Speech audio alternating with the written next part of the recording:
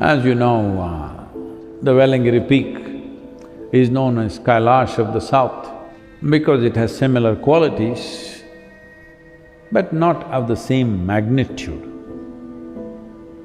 Does magnitude matter? Matters as an impression, doesn't matter for knowing actually. Because suppose you go to your school or let's say your college library, which has maybe 500,000 books. You go to another public library which has 10 million books.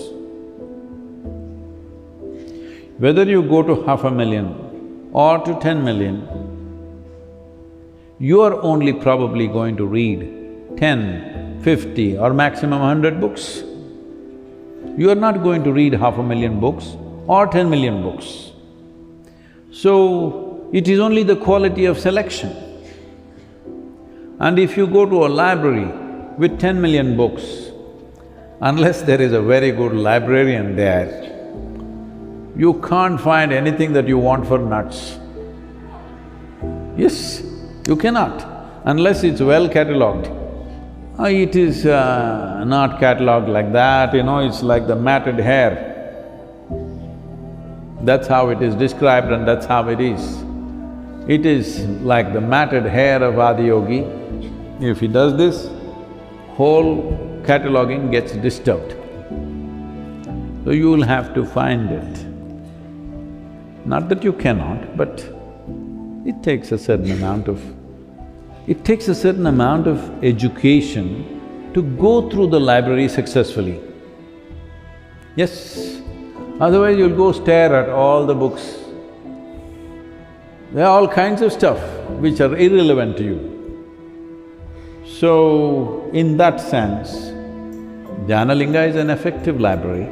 We don't have as many books as they have, but we have what is needed, easy to pick, because it's more organized, catalogued. It's just that you have to spend enough time to see. When I say to see, I mean to say, first seeing, then figuring out what is the alphabet, then the word, then the sentence, then trying to understand what does it say. This is the nature of learning anything to be read. So first you must be able to see, then you must be able to identify the alphabet, the word, the sentence and further. Does it take time? Some time, but not necessarily enormous amount of time. It just takes intensity, one moment, if you can be absolutely there, not concerned about the collage that you have built and who you are and what you are and your safety, your well-being and nonsense.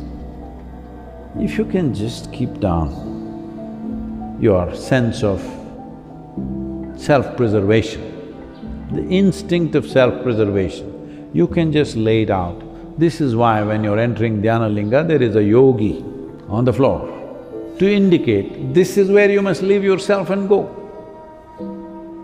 You must leave your body, your mind, your ideas, your opinions, your nonsense, everything right there and go, simply sit. And where is it written? It's not written anywhere. But everything is possible through that. In volume, in magnitude, it is not Kailash, but Kailash is a heap of stuff. Kailash is like a library with 100 million books, but no racks, just in one heap. You will have to burrow through that. It's an enormous process. Even great sages like Rishabh Maharishi went and lost himself. He never came back. Because if you see 100 million or 1,000,000,000 books in one big heap, the book that you want to find, if you burrow into it, you're not going to come out. That's what happened, not just to him, to many other sages and saints this happened. I was thinking of camping there for 3 months with a few people and trying to explore. Then as I had a closer look, I knew that if I go there, that's the end of it. So, I'm okay here, that kind of possibility, but more succinct, to the point, enough for, I would say, any human being, unless Adiyogi himself comes, then he will say, nice toy you have created.